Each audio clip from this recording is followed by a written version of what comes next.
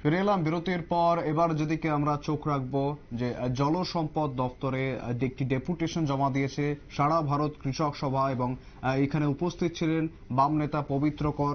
পাশাপাশি আজকে জানাবো যেটা যে আজ দুপুর 12:30 নাগাদ হেরিটেজ পার্কের অপোজিট সাইডে উল্টো দিকে ঠিক এই জল সম্পদ দপ্তরের মুখ্য বাস্তুকারের কাছে একটি ডেপুটেশন জমা দেওয়া হয়েছে, এবং সেই ডেপুটেশন নিয়ে বা কি বিষয় ছিল সমস্তটা নিয়ে তিনি জানিয়েছেন। পবিত্র কর বাম নেতা, তিনি ঠিক কি জানাচ্ছেন শোনাবো। শ্রাবণ মাস শেষ, প্রায় মাঝামাঝি হয়েছে। আমনের এলো ভরা মরশুম। বৃষ্টি না থাকার ফলে যে জমি চাষ করেছিল সেখানেও রোয়া দেওয়া যাচ্ছে না। পরে ভাদ্র মাস সেটা আরো বেশি খরা হয়, গত বড় ফসলও হয়নি। এবার আমন যদি না হয় তো ধান হইলে আমাদের প্রধান খাওয়ার ফসল।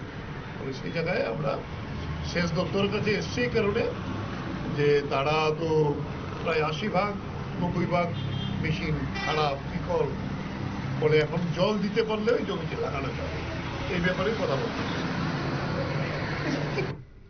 একেবারে শুনলেন বাম নেতা ঠিক কি জানিয়েছেন। তিনি জানিয়েছেন যে বর্তমানে যে খরা মরশুম আসছে, সেই খরা মরশুমে কিন্তু সেচের ক্ষেত্রে অর্থাৎ কৃষি ক্ষেত্রে বেশ সমস্যার সম্মুখীন হবেন কৃষকরা, যার ফলে জলের প্রয়োজন, এবং সেই জল যে আসবে তার ফলে যে সেচ ব্যবস্থার মাধ্যমে জল আসবে সেই মেশিনগুলিও কিন্তু বিকল হয়ে পড়ে রয়েছে, এবং সেই মেশিনগুলি যাতে অতি দ্রুত আরো মেরামত করা যায় সেই দিকে কিন্তু নজর দেওয়ার জন্য দৃষ্টি আকর্ষণ করেছেন সেচ দপ্তরের, জল দপ্তরের, জলসম্পদ দপ্তরের, এবং সেই কারণেই আজ এই 12:30 নাগাদ জলসম্পদ দপ্তরের অফিসে গিয়ে একটি ডেপুটেশন জমা দিয়েছেন সারা ভারত কৃষক সভার নেতারা।